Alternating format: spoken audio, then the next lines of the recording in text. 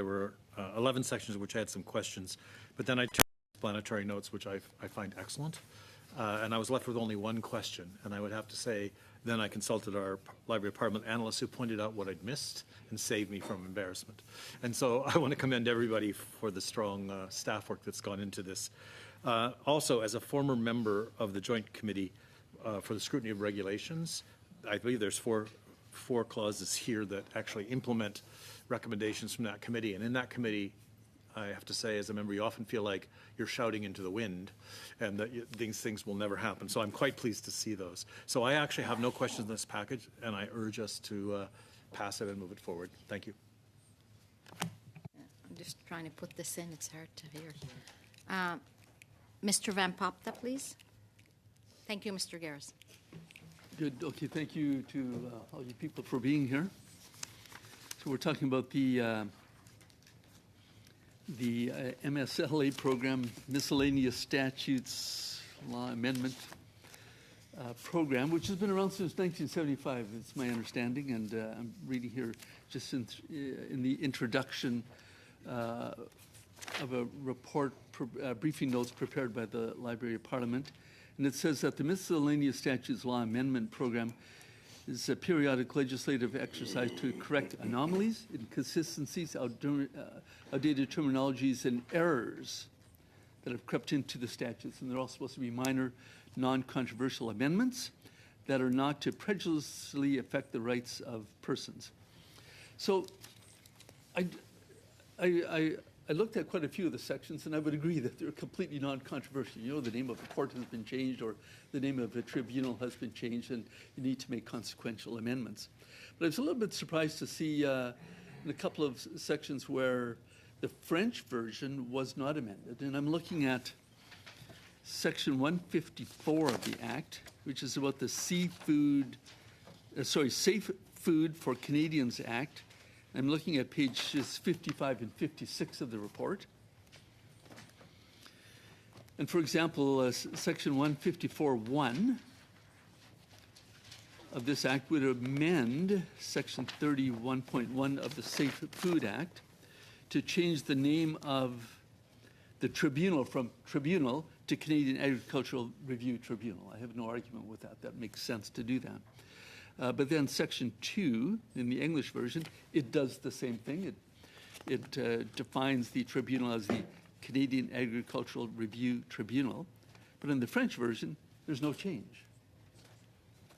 Although in the French version of the previous paragraph, there is that same change. So I just wonder, like, why that is. So I actually went and looked up the French version of Section 31(2) of the Safe Food Act, and it looks, you know, the same intent and purpose, but the wording is completely different. Why would you not have taken the opportunity to amend the French version to align more closely with the English version? We're just looking at the proposals to confirm.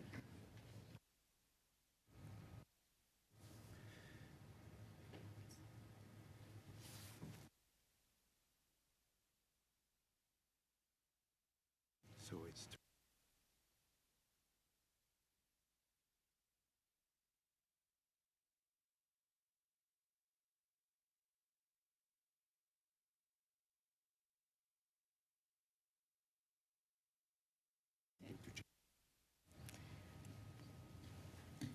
So I'm advised that the in the French title the word is not there, so it's not required to amend the name of the tribunal.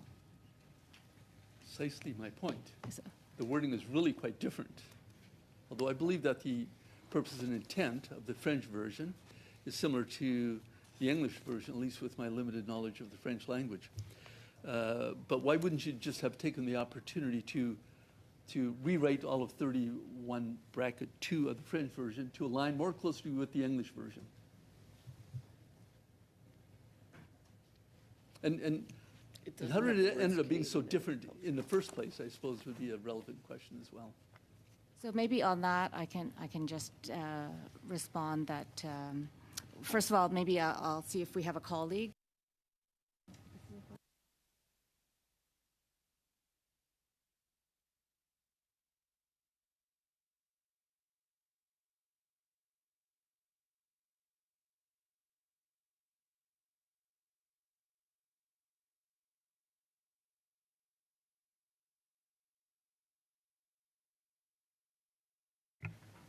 if I may just, before we get maybe a colleague to explain, the word juridiction is used in French in subsection 2, which would be the equivalent.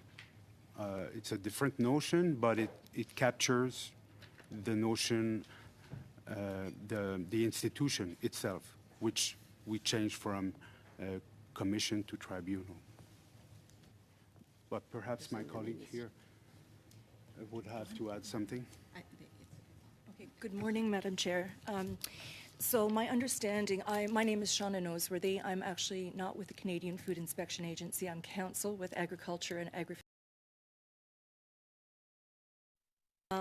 My understanding of the various acts that are administered by the Canadian Food Inspection Agency that are part of this package, the intent was, in fact, to change the name of Review Tribunal to Canada Agricultural Review Tribunal, and also to correct any anomalies in the translation from English to French to change commission to tribunal.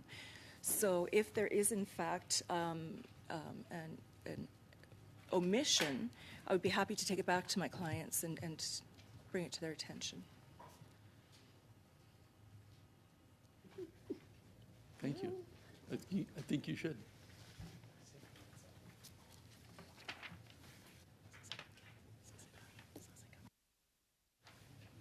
Mr. Van Poptad, is there anything else? A different matter, Oh, yes, please. which, so I'll just pass it on while I collect my thoughts. Just, okay. I have Madame Brière next. Merci, Madame la Présidente. Thank you, Madam Chair. Welcome to everyone. My point has to do with the first amendment on the Aeronautics Act. You propose that we eliminate the definition for director in French. I think that in the English version, at the end of the definition of authority, we change the word in parentheses that is now directeur in French, so that the two versions could be the same. Pourriez-vous répéter le numéro de Could you please repeat the number of the paragraph? In the amendments proposed, it's number 3, the Aeronautics Act.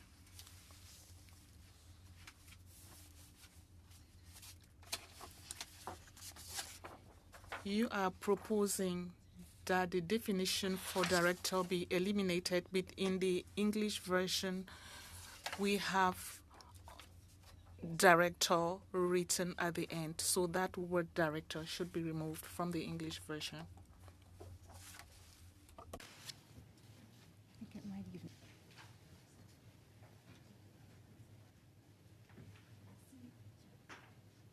Clarifier Clarify the English word in parentheses or the French word in parentheses. That was done by our software, so it's going to be modified. No, voilà. Madame Gladu. Madame Gladu. Merci, Madame la Présidente. Thank you, Madam Chair. To clarify Mr. Van Popter's comments, I think that the name Agricultural Review Commission in Canada, we have it here in the title. So I don't believe there's a problem here. It's the same thing in French and in English. The title has changed.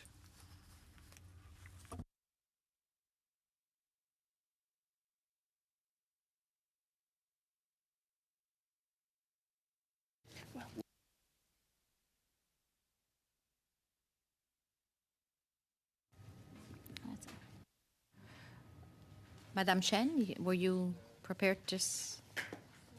I'm advised that what appears in the text is a marginal note, which is not technically part of the legislative text, but it would be modified administratively when we are updating the laws. So it's a guide. The marginal notes are a guide, but they are technically not part of the legislative text itself.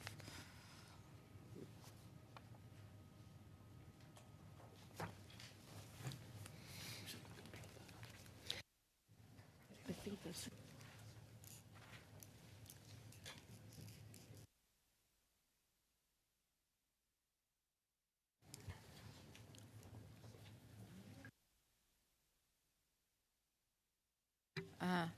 I will go to Monsieur Fortin and then come back to anyone else that has any other questions. Monsieur Fortin? Merci, Madame la Présidente. Thank you, Madam Chair. Good morning. Welcome. Thanks for being with us here, ladies and gentlemen. I have a general question. I see there are lots of corrections because of the French-English transcription and adapting the various versions. And I wonder, how come this happens? Because when these acts are adopted, we have MPs that do clause by clause, MPs in the House, you have staffers from the different parties that look into it. So in your opinion, why do we have so many translation mistakes in statutes? Thank you very much for your question. First of all, let me reassure you that we do not translate, we co-draft the two linguistic versions at the same time, simultaneously. Process. It does happen from time to time. It's a human endeavor, and we're not machines. You know that there will be things that are identified as discrepancies. As many of you are lawyers, you can also understand there may be disagreement about whether something is actually a discrepancy or not between the two versions. And I think the fact that these do, not only are they drafted by the Legislative Services Branch, Legislative Council, we have revisers and jurilinguists, so there are many levels of review. Cela dit, de temps en temps, il y a... That being said, from time to time, there are some errors and discrepancies that we don't notice, and it's the same for parliaments as well. I'm confident that we maintain a very high level of quality nonetheless. Je vous remercie et Thank you. I do know that extraordinary work is done by the law clerks of parliament. I'm not trying to criticize them. I just want to understand, because right here in committee, sometimes we do clause by clause, we are working on the report, and sometimes I do mention that there are translation issues, and you're right that there's a lot being done. But I was wondering if there's an inherent problem in the way we work. How come that afterwards we notice such mistakes? And once again, I'm not blaming you. I'm just trying to understand, why don't we ensure that we reduce them? Could there be a review exercise that is carried out? What's your opinion as an expert when it comes to our legislative process? In my opinion, even the concurrent drafting process is one that respects the two linguistic versions, as well as the two legal traditions in Canada. Since that we are not machines, it's not always easy. We often have heated discussions between the Legislative Council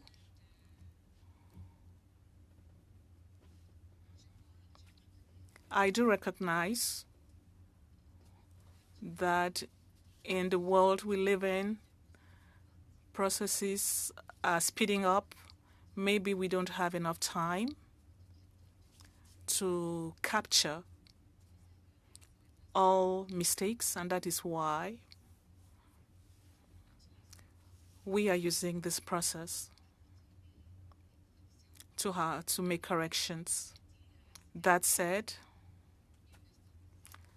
that is what happened in 1975 as well. One last question. You were answering a question asked by my colleague, Madame Briere, and you said we are not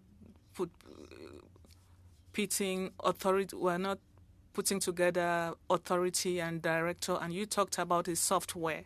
So is it a software that translates? No, it's not about a software. We are talking about the software we use to consolidate our database at the time when the Act receives royal assent.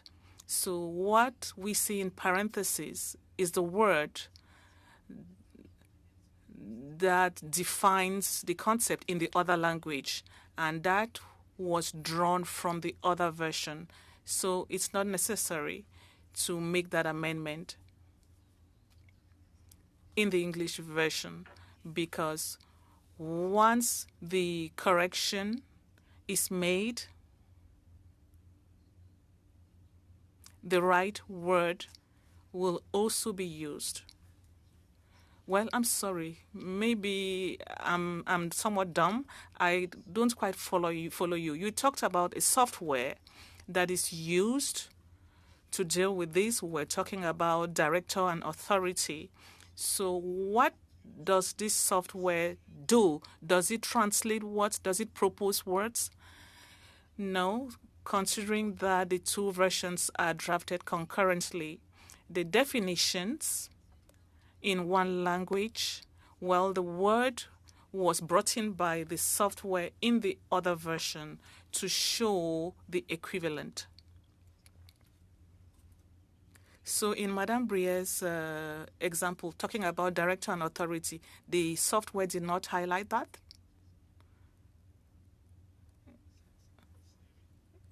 It's not considered.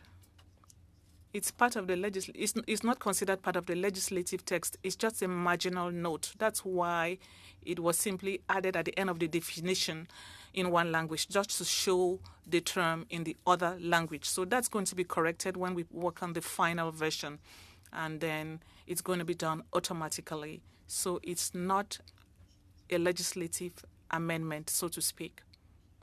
It's just a term that serves as a guide to show the word that is used in the other language, in this case in French. So that is going to be done. The software we are talking about is a drafting software.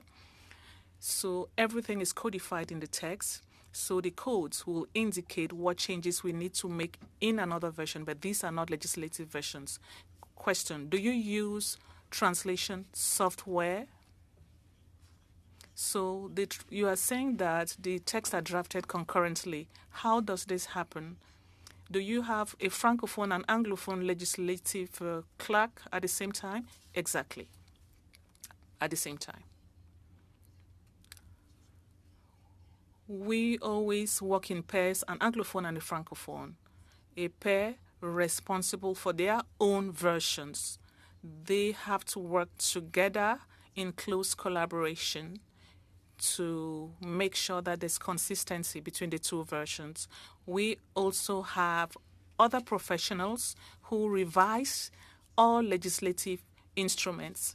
We have legislative revisers who look at each of the two versions. We also have jury linguists who compare the two versions to make sure that there's consistency and the equivalence between the two texts. That must be very difficult work, I agree. And a while ago, you said sometimes you don't agree, there are discussions, and one person may necessarily win. So should I take it that when you do the revision, it's the other person who has won over the first? So there's some kind of constant discussion that's ongoing. Is that what you're saying? Thank you. Madame Gladue. Thank you, Madam Chair. Out of all of the different amendments that are in here, though, I want to draw your attention to Clause 35, which is modifying the Farm Products Agencies Act. This is the only place where I find that the change is actually, it's a substantive change. In the old text, it was referring to a person who is engaged in the marketing of any regulated product.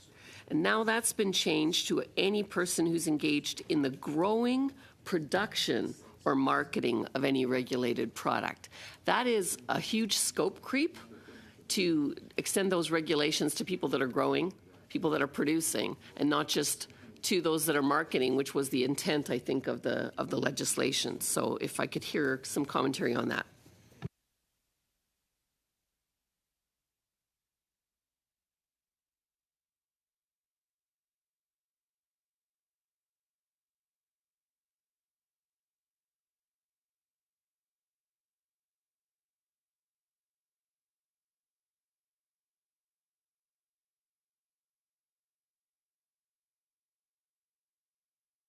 Again, Shauna Noseworthy with the Agriculture and Food Inspection Legal Services. And basically, this is one of those provisions that was agreed to be amended pursuant to a recommendation of the Standing Joint Committee for the Scrutiny of Regulations, excuse me. And so the intention was to have consistent definitions throughout the same piece of legislation, and for that reason, the wording was added to 22(1) sub G to reflect what was in 22 sub 1 sub F. Does it mean, what is it forcing the marketers to do, and what will that change in terms of what growers and producers then have to do to comply with the legislation?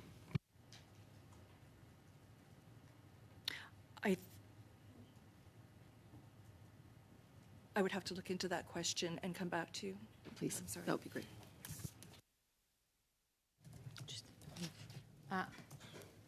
Mr. Van Popta, and then followed by Mr. Moore. Unless, is it on the same point, Mr. Moore? It is. Are you okay with, okay, Mr. Moore, go ahead, Mr. Yep. Yeah, thank you, Madam Chair. I mean, my understanding of what we're doing here is obviously to correct things, to bring things in line, coordination between English and French, changing queen to king where necessary. But I think anything should be flagged if it would have any substantive impact. Like if that broader definition is just to fit into, it doesn't change the scope. But we're not in a position to know that. We're not what Ms. Gladue just raised. We're not in a position to know whether that broader definition is just reconciling two different provisions and has no impact, or whether passing this here would mean that someone who is not subject to some rule or regulation by virtue of a broader definition is now subject to that broader rule or definition. If, in fact, it's the latter, and if, in fact, by a change that we're making in this legislation, someone is impacted by some law that currently isn't, I think that we would have to remove that provision and not pass that provision, because this committee is not in a position to pass judgment on the on farm products or the impact of that legislation, or who would be impacted by the legislation. So I guess we would need some clarity on that, whether there's any individual anywhere in Canada who would now have their and be subject to something that they're not currently subject to under the Act by virtue of passing this. Thank you. I understand. Is that okay? I absolutely understand the issue. Thank you. Is that a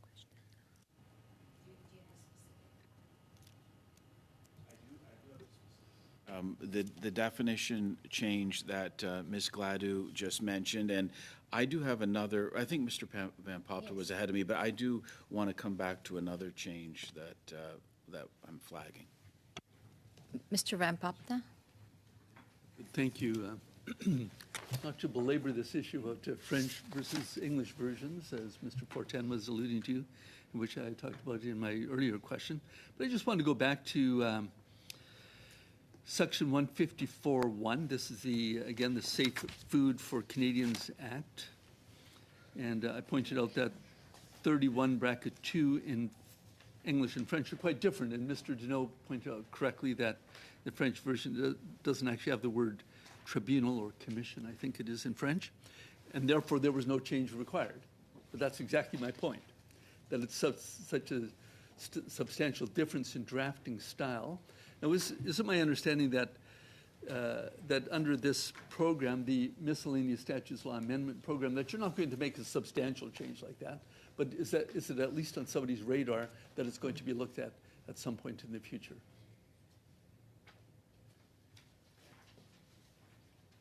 I think that I just want to clarify that that one of the tests for being part of this program is not necessarily that it's not substantial, but that it's not controversial. So, to my mind, there can potentially be amendments that are substantive in nature, but that they wouldn't be controversial because the stakeholders are aware, or it's a clear oversight or omission. I don't remember the details of for example, the other issue, but it does seem like the words were omitted from that provision, but not other provisions, and so that oversight was brought to our attention through the Standing Joint Committee for the Scrutiny of Regulations, and so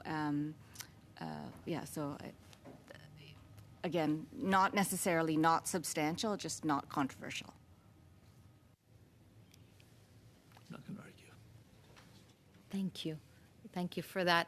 I just want to, before I go to Mr. Moore, I just want to say the explanation that Madame Chen gave in the differences between English and French, and in the fact that legislation is prepared at the same time, and these are not translations, I think was very helpful for me and the committee to sort of understand that, because a lot of times, members or we think, or public thinks that you prepare it in the language and then you translate it, and therefore, why is there inconsistencies if you're translating it? But the fact is, they're actually, both languages are prepared at the same time by different people with the aim of trying to produce the same kind of document. And of course, as you said, in French, we're not machines. And so, sometimes there's a different word here or there that is not exactly perfect. The other thing you said is these were prepared a few decades ago. And so the language changes, and gets modified in any language, not just English or French or whatever, but whatever language it is. So I think that was very helpful to hear. I know we're now on a different topic, but I did want to make that comment. And quite frankly, thank you and all the team that have come here to help us with this in front of us, because I think 2017 when it was last done, so that was many years ago. So thank you for that. I'm now going to go to Mr. Moore. Thank you, Madam Chair. And I will, I do have a question for our witnesses, but I'll maybe turn back to you, too, as to the process whereby if we as a committee flag a particular clause that we wish to not advance, what is the amending process on that? How do we pull that clause and say, look, we passed the bill except for that clause? So this has been flagged, Clause 13, 33, and 34. Clause 13 relating to the Canadian Dairy Commission Act. A member of the commission ceases to hold office on reaching the age of 70 years, so that would be repealed. Likewise, the Farm Products Agencies Act, a person who has reached the age of 70 years is not eligible to be appointed a member of the council, and a member thereof ceases to hold office on reaching the age of 70 years. So Clause 33 and 34 remove that requirement. So our witnesses said, they can be substantive, because that's substantive. To say someone has to retire upon turning 70 or 71, or they can continue on in their role, that is a substantive change. And I'm not saying that, we couldn't make that substantive change, but for it's up to us to balance what is substantive and what isn't, and what is controversial and what isn't. So if you're someone who's waiting for someone's mandatory retirement before your appointment to one of these commissions, and then we change the rule or don't change the rule, that has an impact on that individual. So if the explanation is that removing this this requirement around age is the result, the direct result, perhaps of a court case. Maybe someone challenged the mandatory retirement and a court struck it down, and now we are just simply reflecting the decision of the court. That's one thing. But to me, these three particular amendments are substantive, number one, and they could be controversial. Mandatory retirement in many different fields can become a controversial subject. Even here, we have mandatory retirement for senators at age 75. So to me, that unless there's an explanation, Madam Chair, I think that crosses the line as to what we, with the amount that we're focusing on this, like one day, I would want to consult more broadly on this, hear from experts, unless it's simply a matter of reflecting what is currently the case. But if it's changing the law, I think we would have to reject it. Thank you. Is there any comments on that from you? May or may not. If there's anything further to clarify on that specific point, that would be very helpful, I would say, for the committee, because I want to remind you, I believe I said that last time, but just to be clear and to answer your question on the process, what we do here has to be adopted unanimously by all committee members, meaning unanimously, to be carried in the bill and be introduced in the House. If there's any change that is not unanimous, it will be reported to the House and will not be in the bill to follow. So that's on a clause-by-clause basis. Well, no, it's whatever is not unanimous in whichever is in here will not be So part of someone the would bill. have to move a motion that we adopt this unanimously. Correct. Save exactly following- what okay. is not. That's correct. Okay. Yes. So I will ask again. I see Madame McAteer. Perhaps you have some clarification or something to help us. Thank you. Absolutely. Good morning. Thank you for the question. My name is Julie McAteer. I'm the Director of Parliamentary Affairs and Portfolio Coordination with the Department of Agriculture Canada. It's the department's position that the mandatory age of requirement that is currently in the legislation isn't compliant with the Canadian Human Rights Act, given the section that previously allowed mandatory requirement as an exception to the discrimination in employment was repealed in 2011.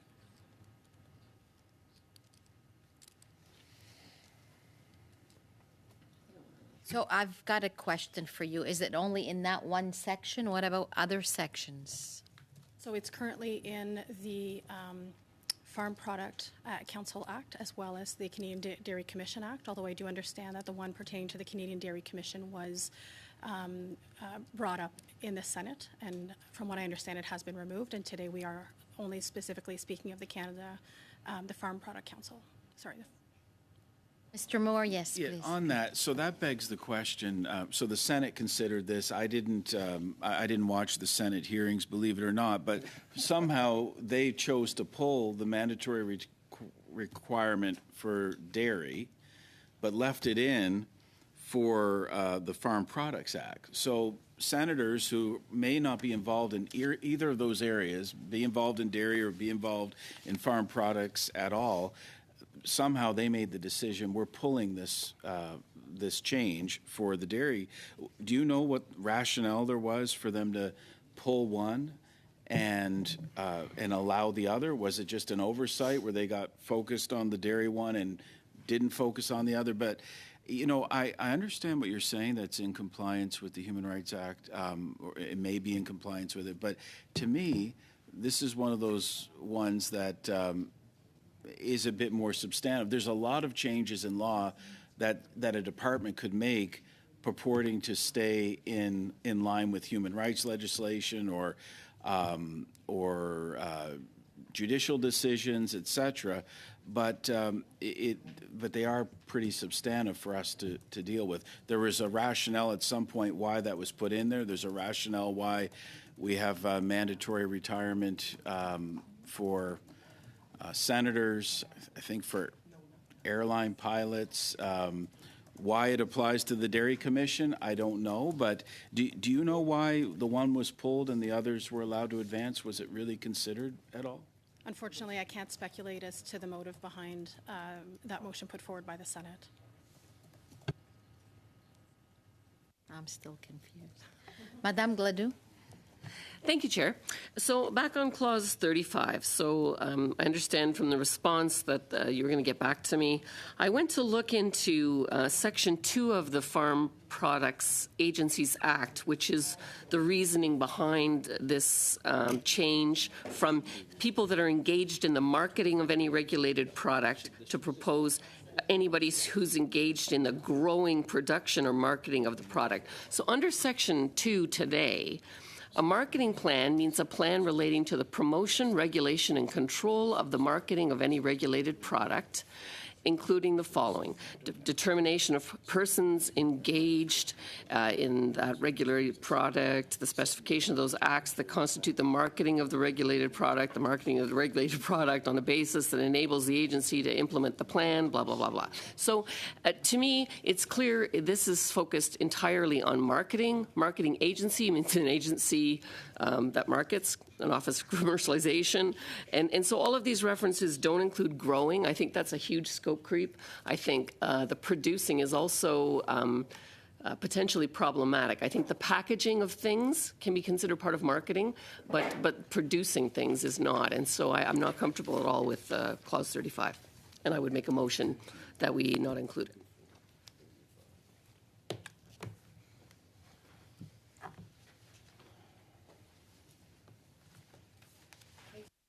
Before is there any other members, whether virtual, because I don't see hands up, but I'm not sure, whether virtual or in person, that have any questions? Monsieur Fortin.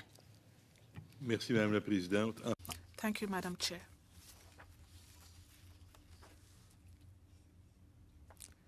I would like to support the question asked by Mr. Moore. I also think that we are going to make corrections. And as you said, Madam Chair, we can agree on them unanimously because there are no substantive issues for some of them. But now, when we talk about amending the retirement age, I also understand that we need to respect the charter and so on, and that's a good reason for amending. But shouldn't we go through the usual legislative process for proposed 2 readings through the House and so on? I understand from Ms. McAteer's testimony that we do not have any explanation as to why it was abolished in one case and not in another case. So would it not be unwise? Should we not take the time we need to do it correctly? Even though maybe there's a 95% chance that at the end of the exercise, we agree, as you proposed this morning, that we amend it. But I'm not at ease with the idea of amending this simply because looking at it, well, it makes sense. So I'm yet to hear arguments for and against. I would like to hear arguments for and against. What do you think?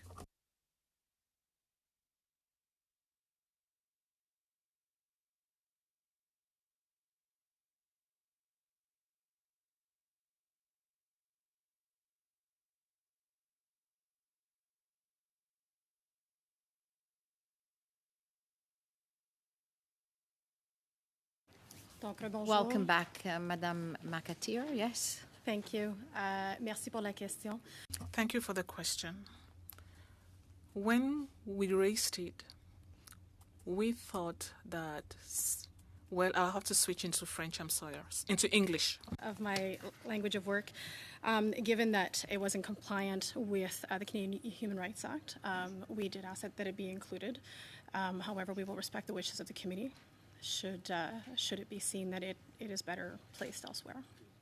Merci. Et Thank you. I understand what you said, but the question was to know, in your opinion, will it not be unwise for us to amend it without going through the normal study process to understand why the situation is the way it is?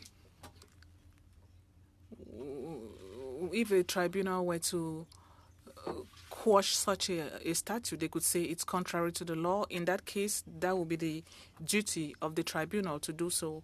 But for us as legislators, we need to understand why we are making changes, because eventually a tribunal could change it. Because if that is the case, it would appear as if we are not doing our job. So I think that the lawmakers that we are need to understand why it was changed in an act and not in another. We want to be sure that we are making the right decision. Am I being too prudent? Well, I would not say whether or not you are prudent or not, but I cannot give you my opinion as a public servant. I can simply tell us the job that we did. Thank you. You were trying to. Je voudrais juste ajouter que c'est exactement la raison. It's exactly the reason why we use this process. If there are any objections and any proposals,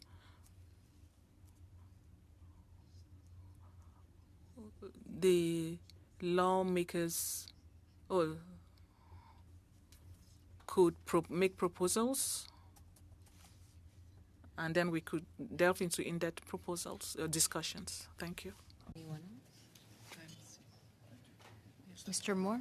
Yeah, I think this is the last one for me, but on page 8, there's an amendment to the criminal code around prohibited devices. I understand the reason for this provision is to allow a firearm that would otherwise be prohibited to be legally held if a person is participating in international sporting competition, and it says governed by the rules of the International Shooting Sport Federation. That is the new name. The previous name was the International Shooting Union. I guess what I want to be clear about, again, this goes to substantive, if the definition of that they use for their organization of what firearms they use stays the same, then this amendment would simply reflect that this organization has changed its name from the International Shooting Union to the International Shooting Sport Federation, and that's fine. That's all well and good. My question is, does anyone know if the definition they use that we're importing into our criminal code, if that has changed as well, or if it's simply the name of the organization? Because if it's the definition of a firearm that's changed, then that would impact individuals who are currently legally possessing these firearms for shooting sports.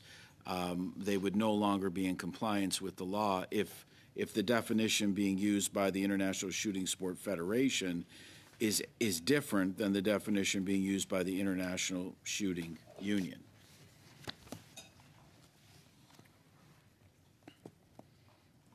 Thank you, Mr. Moore.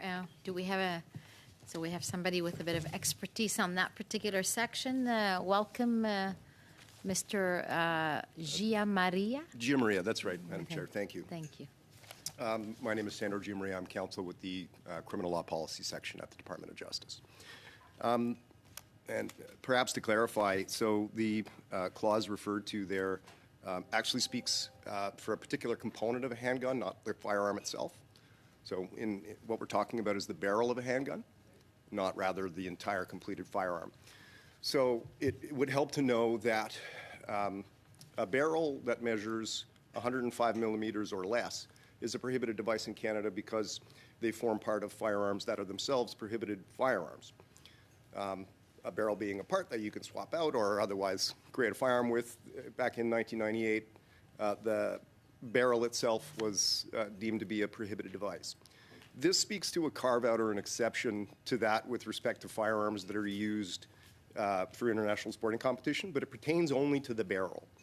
And so the issue that you identified as to perhaps a discrepancy between The Sport Federation's definition of a firearm and the Criminal Code definition of a firearm is really not engaged here. And to kind of put a final point on it, it really is just the nomenclature of the organization that's changing here, and that's really the long and the short of it. Thank you.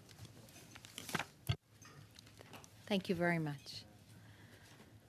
So, members, any further comments or questions or clarifications that you would like to have addressed before our expert panelists and staff in the room? No? That's fabulous. So, let me then ask, shall I report clauses that are not agreed to unanimously to the House, and which ones? I think Madame Gladue, you had one. Yes. 35 is the only one that I would object to. Otherwise, I would support the rest. Yeah. Is that clear? Yeah, no. Mr. Moore? Yeah, what I had taken note of as a discussion around substantive versus non-controversial was 13, 33, 34, and 35. But someone else may have another. Thank you, Mr. Moore. 4 clauses. Anyone else speak now? Okay. Thank you very much to the panelists. We'll ask you to come back at another time a few years down the road. So thank you very much.